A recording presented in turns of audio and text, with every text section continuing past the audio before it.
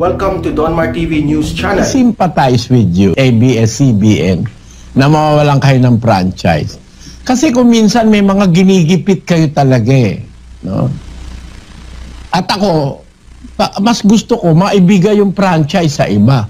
Baka naman pwedeng kami na lang ang bigyan nun ng franchise. Dahil wala kaming franchise. Mabigyan nyo kaming franchise, benta nyo na lang sa amin yung inyong. Ganun na ibig ko sabihin. Kasi para bang yung pwesto sa Quiapo, ano? Yung palengke ng Quiapo. Abay, o sa palengke ng Pasay. Bata akong maliit, ang may-ari ng pwesto, si Aling Melay.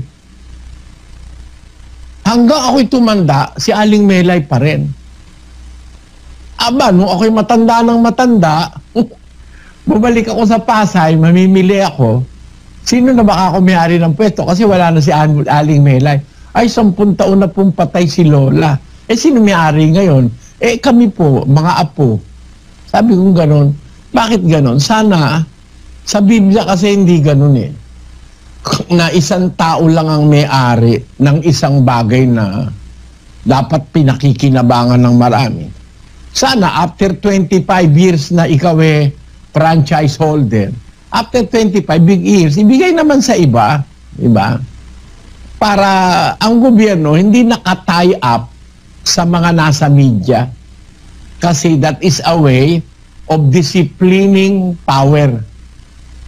Ang media kasi, tinan mo yung nasa media, ang paniwala nila, kaya yabang ng marami. Kung kausapin ng presidente, akala mo kausap niya lang, kapwa niya. Parang ang feeling ng mga journalist, mataas pa sila sa presidente, mataas pa sila sa vice president, mataas pa sila sa senador, kasi nasa media sila eh. Yun ang hindi magandang epekto ng media. Kasi malaki impluensya ng media sa populasyon, sa sambayanan. Ang sabihin ng media, lalo na yung mga concerted media na mayroong baton, may hawak ng baton. Pag sinabi ng boss mo, ito imarka mo yan. Biktima ako niyang ABS-CBN at saka yan GMA7. No. Kaya masasabi ko, siguro, dapat na after 25 years, iba naman ibigay. Baka gusto nila sa amin naman ibigay yung franchise para magka-television naman kami. Para kumita na rin naman kami. Kasi may television nga ngayon kaming pinagsasayin papawira, wala naman kaming kita. Dahil ang kawang gawa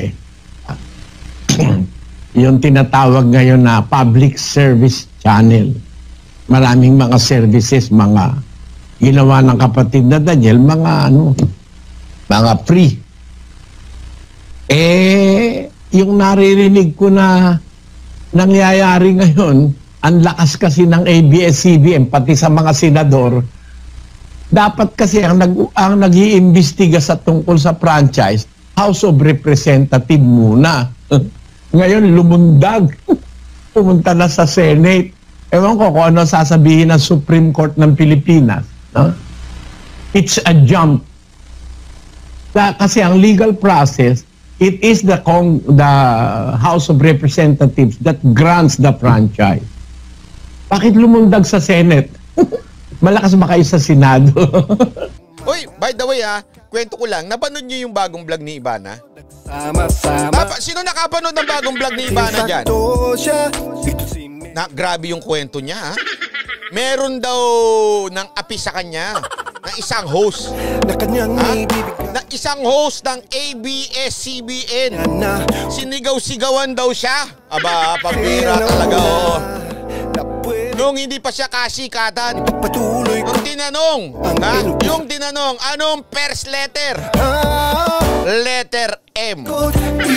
Sabi ko, buti na lang hindi artista ng ABS-CBN si Mocha. Ako hindi, mapapagbintangan pa siya. Letter M. Anong hula nyo? Sino daw yung si letter M? Grabe ho Sino kaya yung letter M na yon? Nahulaan nyo ho ba kung sino yon?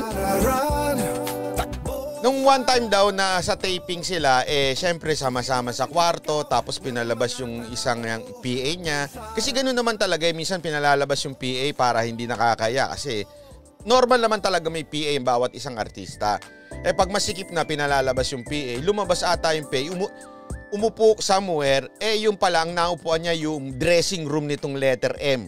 Ha? Sino kaya itong host na letter M? Ha? Ha? O ano ka ngayon? Ha? Walang-wala ka sa vlog ni Ivana. Iyak tae ka. Ha? Sabi ni Anatot, Moy Abunda, sama na ugali mo ha. Ikaw talaga Anatot, napakasama na ugali mo ha. Magbago ka na nga. Na kanyang ibibigay ay putanteng desisyon. Joke lang. Si M. Chong D. Ang galing naman ng clown friends. Hindi ko alam wala ako kung idea kung sino. Tinatanong ko lang. Host to host daw. So hindi ko alam kung sino ha. Kayo na lang bahalang maghula niyan ha. Host ba yan si ano? Parang hindi naman. Mike, ABS-CBN nga, Mike Enriquez. Niluluko niyo naman ako Okay. Wala lang, nakuwento ko lang. Nakakatuwa kasi. Sabi ko nga ang mundo ay bilog. Minsan nasa ibabaw, minsan nasa ilalim. Pero kadalasan nasa ilalim. Kaya wag kang sabi nga wag kang magiging hambog. Wag kang magyayabang. Yan ang laging lesson. Ha? Wag tayong magiging mayabang ever. Dapat lagi tayong iniisip natin ang kapwa natin. Ha? Wag tayong mayabang. Kasi sabi nga minsan kapanahunan mo, minsan hindi. So darating ang panahon na baka ikaw naman ang nasa ilalim, wag ho, ha? Ilang. Naku, daming mga hula. Ewan ko sa inyo, bahala kayo sa buhay nyo. Basta ako, hindi ako huhula. Si BP Lenny, ikaw na naman pala. Sabi daw ni BP Lenny, naku, alarming yung target ng gobyerno. Bakit naman 2023, parang ang layo naman yan. Yung target deadline ng immunity, dapat mas earlier than 2023. Nakakapag-alala naman daw yun. Ang daming naghihirap sa mga Pilipino. Alam mo, BP Lenny, yun na nga ba sinasabi ko kasi. Huwag ka na kasi makikinig dyan sa mga tagapayo mo. Alam mo, kung ikaw lang, sa tingin ko, kung ikaw lang magdidesisyon on your own, you have common sense naman bakit naman, ano namang masama kung 2023? Unang-una, ang dami-dami nating babakunahan 70 million ang target mo. Akala mo ba madaling magbakuna? Ang problema nga natin, ayaw pa magpabakuna ang kalahating ng populasyon natin. Yun lang. We even have to hurdle with that situation first. Baka dun pa lang, mahirapan na nga tayo umusod Bakit ba naman kayo? Bakit di ka na lang kayo mag-antay? Hayaan niyo yung mga ninombra ni Presidente dahil talaga namang buong-buo ang kanilang kalooban sa pag-aayos nitong programa sa bakuna. Okay lang yan 2023. Ano ba naman yung a year after this, meron na tayo 70 million na bakunahan. Aba, sa totoo lang, 70 million? I cannot even imagine we can inoculate 70 million in 2 years. O sa isang buwan ba? Ilan ba babakunahan mo? Hindi ganun kadali yun. Hindi ganun kasimple yun.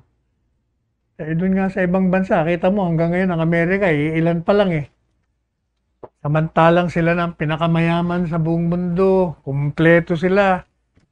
Wala, technology-wise, wala tayong laban, pero hirap din sila. Kaya, please lang, kayo namang mga, hindi natin tinatanggal yung mga pag-criticize, basta nasa tama. Pero, as I always say, stay cool muna. Yun nga palang FDA, inaprubahan na yung compassionate, tawag nila doon, compassionate use ng 10,000 dosage ng COVID-19 vaccine mula naman sa China, yung pong Sinopharm. Di ba? Tatandaan nyo, ito yata ang ginamit ng mga PSG. At ito'y binigyan po nila ng approval para sa PSG. Tinatanong naman, bakit naman Sinopharm? Bakit ba? Kayo naman. Hindi ba yung nagpapabakuna, mamimili sila kung anong gusto nila. Hindi naman natin mapipilit kung ayaw nila. Pati ba naman yung tatanungin nyo pa, bakit yan? Yun ang gusto namin Kung yun namang, kasi natatandaan nyo, nagpabakuna na yung mga yan, di ba? Earlier. O ilang buwan na ba yun? Baka naman, during that span of time, nakita na nila ang epekto. Baka okay. Baka yung mga nabakunahan either walang nagkasakit ng COVID o baka kung meron man, baka ilan lang. Madalit sabi, maganda ang resulta sa kanila. O since nasubukan nila, edi Sinopharm kami. Ganun lang ho kasimple yun. Kaya binibigyan ho ng FDA ng compassionate use ang tawag nila. Pero, hindi pa pwedeng gamitin mo yung yung Sinopharm without emergency use approval. Kailangan meron ka munang compassionate use permit. Walang katapusan yung issue ng bakuna, no? Parang salap na natutuwa tayo na meron na tayong bakuna. Pero may isang taon tayo naghihintay ng bakuna. Yun naman mga pharmaceutical companies, hindi rin magkanda o gaga, research nila, minadali nila, without of course sacrificing yung mga dapat nilang daanan. Kaya, dati puring-puri ang Pfizer sa Moderna. Pero nung lumabas yung mga adverse effects ng Pfizer saan ba lugar yun? Isang bansa. Parang lumalabas, parang maganda na daw itong Sinovac. Ang dami, dito lang sa Asia, ang daming kumukuha ng Sinovac. Dito naman sa ating bansa, dahil Chinese, o yung mga kritiko naman, bakit na naman Chinese yan? Siguro meron naman mga under the table deals yan. Siguro meron naman konsiderasyon dyan. Yan. Yan ang maririnig niya. Ay, nako. Anyway, yun namang DOJ natin, si Secretary Maynard Guevara. Sabi niya, itutuloy ng NBI yung kanilang investigasyon doon sa mga unrehistrado, hindi registered ng mga bakuna, kahit na nga, inaprubahan na ng FDA yung Sinopharm. Basta tuloy pa rin. Siyempre, alam niyo naman, maraming mga scoundrels, maraming magpapapasok dito ng bakuna, yung pala hindi man totoo, fake. Kung totoo man, hindi dumaraan sa FDA. At binibenta nila. O hindi po ba? O kaya, yung NBI po natin, iimbestigahan yun. At yun naman daw, paggamit, or rather, pag-approve ng compassionate use ng Sinopharm. Sabi naman ng FDA Director General na si Eric Domingo, hindi naman daw ibig sabihin, ligtas na ang PSG kung anumang posibleng pananagutan nito dahil sa kanilang pag-amin na binakunahan nila yung mga sarili nila ng hindi rehistradong bakuna. O ano pa? Ano pa bang pag-uusapan natin? Parang nakakasawa na itong bakuna. Purong bakuna. O, ito namang itong NUJP. Nako, ito yata yung ako nung na-appoint akong spokesperson. Unang upo ni Presidente, itong bumira sa akin NUJP, bakit daw ako gagawing spokesman ni Presidente? Nag-abogado raw ako sa isang kaso. Doon sa yung massacre, Maguindanao.